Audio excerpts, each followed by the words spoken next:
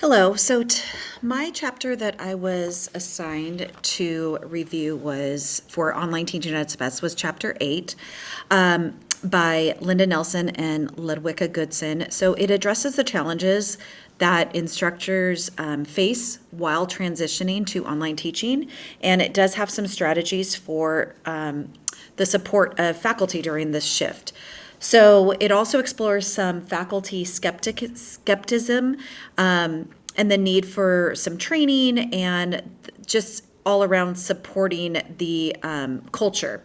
So we're going to go through a couple of things. Now, the first thing to go over is some important course design features. So when you're designing an online course, and I think we all face this when the pandemic hit and we had to do a shift from in-seat, in-person to pretty much strictly online. So some things that are highlighted and some things that are important when you are designing a course, an online course, is having clear objectives, having clear goals, making sure that the course materials are easily accessible. This could be on a mobile device, it could be on a personal laptop. You want to make sure you have clear communication. And also, one of the point of emphasis is having one method of communicating. I know for my classes, when I teach, I have, we use our learning management system for emails, and then I also have Remind that students can text me on Remind, and those are really the only two ways of communicating. Then if you have also trying to relate the course material to real life situations, that's really going to help the students as well. And then lastly, just having a schedule available for students, having dates that things are going to be available for students, and also having some clear deadlines so that there are no questions, especially when you don't have that face-to-face interaction, and they can really kind of understand when things are coming up and due dates as well. So there are some challenges to some online teaching, so that the chapter had gone over, and I think we all saw this and faced this during the COVID-19 pandemic. So student engagement, sometimes you might see this Zoom fatigue. Students do get burnt out, as well as teachers as well. There is a loss of classroom community. There can be some technological barriers due to maybe Chromebooks or laptops not working or bad Wi-Fi connection. So that's going to be a challenge. Some lack of support. I know during the pandemic, a lot of us weren't trained into teaching online, so that was very difficult. We were kind of thrown in, and we had to kind of learn on our own. There wasn't that professional development that was there. There's also a concern for workload. A lot of people, we're teaching in person and then we leave school, where a lot of the times with online courses, we are expected to be online or available for students at all time. Sometimes there's a lack of immediate feedback, and then there is going to be a need to redesign course materials as we go through some of those online teaching. Now, there's also some faculty skepticism that may occur. So over 50% of faculty sometimes doubt that online learning is effective. They believe that in-person learning is a much better choice. And part of that is because not every student should be in an online course. There's some students that are very capable and other students that it just doesn't work for them. So another statistic, there is sometimes that skepticism is higher among those who have taught online. So there's concerns about the learning outcomes, the student engagement. Again, looking at that Zoom fatigue, some students thrive off of that classroom community. So that's just some skepticism that can exist. Now, when we look at online teaching, there's going to be instructor qualities and there's going to be student interaction. So if we go through the instructor qualities first, so some qualities that need to exist within the faculty members or the instructors for online, a commitment, being committed to having those clear instructions, clear communication, being able to update your course materials so that they're easily accessible. So that's going to be very important. Organization is also going to be important with online.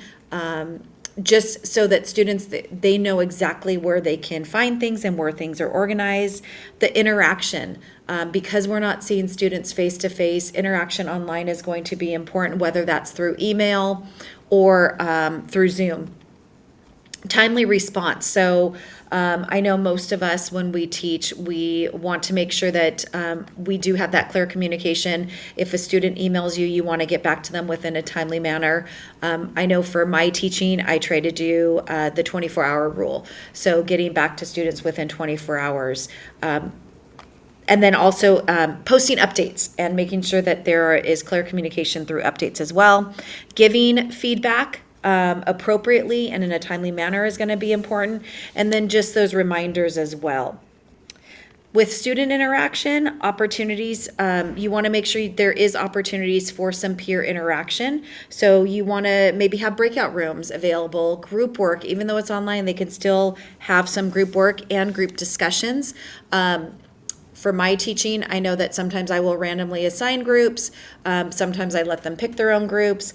For Zoom, it is really easy to have those breakout rooms randomly assigned individuals.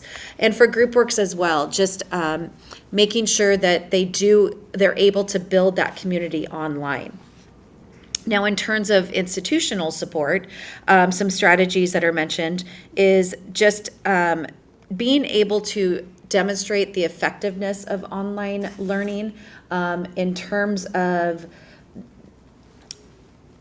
although many instructors might remain skeptical about the effectiveness of it, maybe sharing some of that research-based evidence to making sure that faculty can see that online learning can achieve some good results, highlighting some case studies, and then also maybe providing some student testimonials. Now, because this is a newer concept for some people, providing some training through professional development is going to be important. So having the technical training, utilizing the learning management system platforms, how some tips and tools on the video conferencings, how to have digital assessments available as well. And then for some other training, just some best practices for student engagements, utilizing online discussions, and also some alternative assessment strategies as well. Encouraging a growth mindset. So administrators should acknowledge that when we shift to online teaching, it is going to be a learning curve on both fronts. It's going to be a learning curve for the teacher and the student. So offering maybe a mentorship program and providing ongoing support. And that will create a community for faculty and students. Creating a supportive institutional culture that goes along with encouraging that growth mindset, and administration support is going to be a must, only because, or not only, but because this is going to be so new for everyone. Now, as this is going on, make sure to save some of this evidence, look at some of those case studies, provide, and having those student testimonials is really going to encourage more and more faculty. Faculty support. So again, this goes along with a lot of the institutional support strategies, but making sure that we know effectively how to conference, having that community building, making sure that in terms of our technology on the faculty side, having adequate technology and support, and then also the adequate training.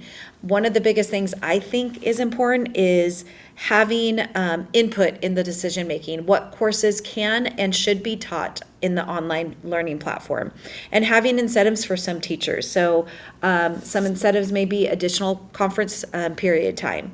And again, making sure that the workload can be managed and having those professional development resources available for teachers.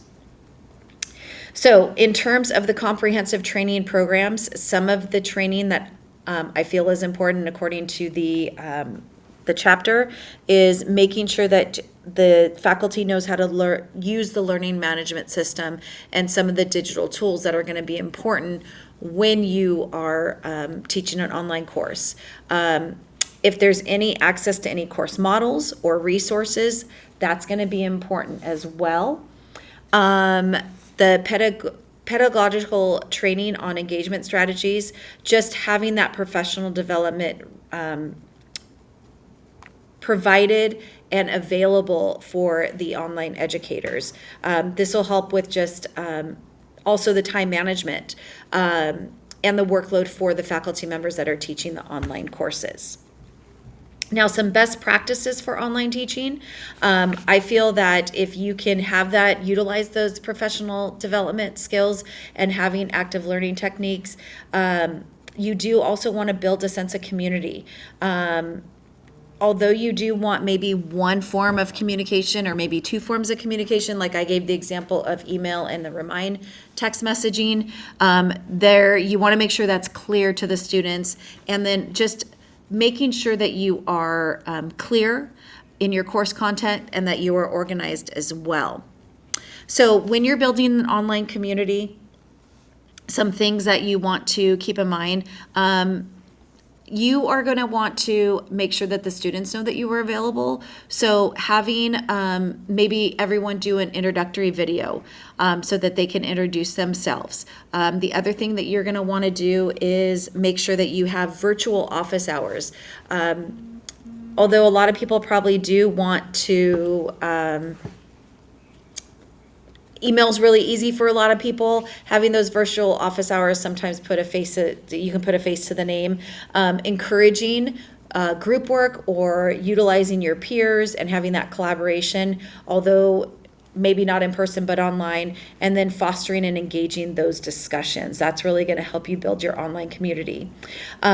In terms of creating a supportive institutional culture, so you want to make sure as an institution that you're recognizing the online teaching efforts and that you're rewarding it, that you're providing funding, and this I guess is for the administration, providing funding for professional development opportunities, and then encouraging some innovation and some experimentation, working together to make sure that all of this is going smoothly and that you can work together with colleagues.